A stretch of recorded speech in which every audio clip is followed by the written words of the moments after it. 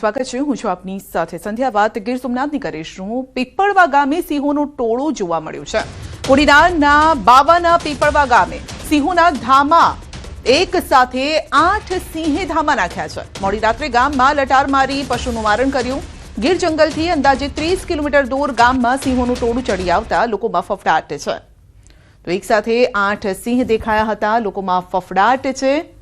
પીપળવા ગામે સિંહોનું ટોળું આવી ચડ્યું હતું।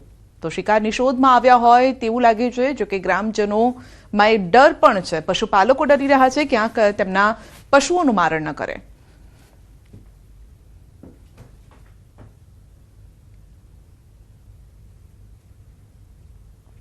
આ તરફ અમરેલીના રાજુલામાં પણ સાવજોના આટાફેરા વધ્યા છે। મોટા આગરિયા ગામની શેરીમાં સાવજોએ ધામા નાખ્યા છે। દ્રશ્યમાં જોઈ શકાય છે કે સુમસામ રાત્રે ગામના બજારોમાં એક બાદ એક સાવજ જાણે કે પેટ્રોલિંગ કરી રહ્યા હોય તેમ આટા મારે છે। મોડી રાત્રે ગામમાં કેસરીની ગર્જનાથી લોકો ડરી ગયા છે। જો કે કોઈ શિકાર ન મળતા ગીરનો રાજા જંગલમાં પરત ફર્યો હતો। આ તરફ શિકારની શોધમાં ફરતા ફરતા સાવજો હવે શહેર સુધી પણ પહોંચી રહ્યા છે। ભાવનગર પંથકમાં પણ સાવજોની સંખ્યા વધી છે અને ત્યારે શત્રુંજય તીર્થમાં 6 ગાઉની મહાયાત્રા શરૂ થાય તે પહેલા ભાવનગર જિલ્લાના પાલીતાણા શત્રુંજય પર્વત પર સિંહ પહોંચ્યા હતા। પર્વત પર 2 સિંહ લટાર મારતા જોવા મળ્યા। જાણે કે દર્શન કરીને ઉપરથી નીચે આવતા હોય તે રીતે ગીરના ડાલામથ્થા પગથિયાથી નીચે ઉતરતા જોવા મળ્યા હતા। તો સ્થાનિક યાત્રિકોએ પણ સાવજોના કારણે થોડીવાર રોકાવું પડ્યું હતું। 6 ગાઉની યાત્રા પહેલા સાવજો દેખાતા ભક્તોમાં ભય છે અને ત્યારે વન વિભાગ પૂરતો બંદોબસ્ત ફાળવે તેવી માંગ કરાઈ છે। તો સાવજોના આટાફેરા વધ્યા છે। ક્યાંક મંદિરમાં સિંહ પહોંચી ગયા હતા તો ક્યાંક ગામમાં સિંહોએ ડેરો નાખ્યો હતો। તો મોટા અગારિયામાં પણ જોવા મળ્યા હતા સિંહ। એક સાથે ક્યાંક 8 સિંહોએ ધામા નાખ્યા।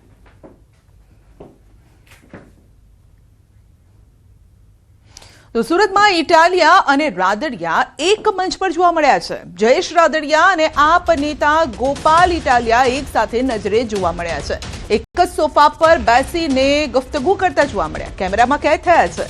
સુરતના પુણાથી વલથાણ રોડ પર આવેલા રામાયણ ફાર્મ ખાતે સમૂહ લગ્નોત્સવ યોજાયો હતો। મુખ્ય અતિથિ તરીકે ભાજપ નેતા જયેશ રાદડિયા, આ સાથે આમ આદમી પાર્ટીના નેતા ગોપાલ ઇટાલિયા, ગઢપુર ધામના એસપી સ્વામી સહિતના મહાનુભાવો હાજર રહ્યા હતા। સ્ટેજ પર વચ્ચે એસપી સ્વામી અને એક તરફ જયેશ રાદડિયા તો બીજી તરફ ગોપાલ ઇટાલિયાની ખુરશી મૂકવામાં આવેલી હતી। સ્ટેજ પર જ જયેશ રાદડિયા અને ગોપાલ ઇટાલિયા બંને હસતા હસતા વાતચીત કરતા નજરે પડ્યા હતા। મહત્વનું છે કે થોડા દિવસ પહેલા પણ જયેશ રાદડિયા અને ગોપાલ ઇટાલિયા બંને એકબીજાને ભેટીને વાતચીત કરતા નજરે પડ્યા હતા અને ત્યારે ફરી એકવાર આ બંને સાથે જોવા મળતા રાજકારણમાં અત્યારે ચર્ચાનો વિષય બન્યો છે।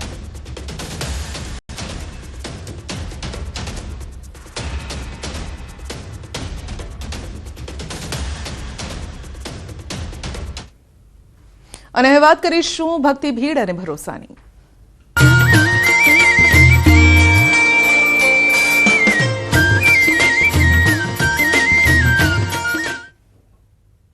દ્વારકાધીશના મંદિરમાં તંત્ર પૂરજોશમાં અત્યારે લાગી ગયેલું છે। સીસીટીવી કંટ્રોલ રૂમ ઊભા કરવામાં આવ્યા છે।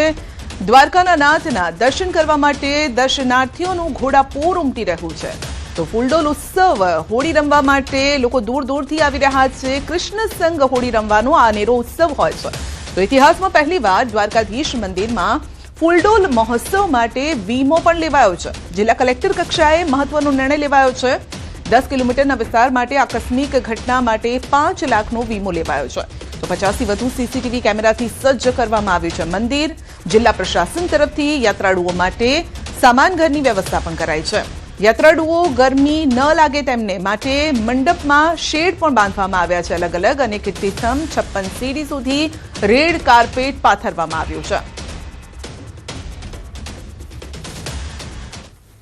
ઇતિહાસમાં પ્રથમ વખત ભગવાનના દર્શને આવતા શ્રદ્ધાળુઓની ચિંતા કરી અને માનનીય કલેક્ટર સાહેબની સૂચના મુજબ અમે મંદિરને કેન્દ્રબિંદુ માની અને 10 કિલોમીટરની પેરીફેરીમાં જે પણ પદયાત્રિકો મંદિર તરફ દર્શન માટે આગળ વધી રહે છે, જે પણ પોલીસ સ્ટાફ અમારો બંદોબસ્તમાં રોકાયેલો છે, જે પણ મંદિરના કર્મચારીઓ છે, જે પણ પૂજારી પરિવાર છે અને જે પણ શ્રદ્ધાળુઓ દર્શનાર્થીઓ મંદિર માટે આવી રહ્યા છે, એમની સુરક્ષા તકેદારીના ભાગરૂપે ઇતિહાસમાં પહેલી વખત 5 લાખ રૂપિયા જેવી રકમનો વીમો ઉતારવામાં આવેલ છે. 50થી વધુ સીસીટીવી કેમેરાથી સમગ્ર રૂટને સજ્જ કરવામાં આવેલ છે.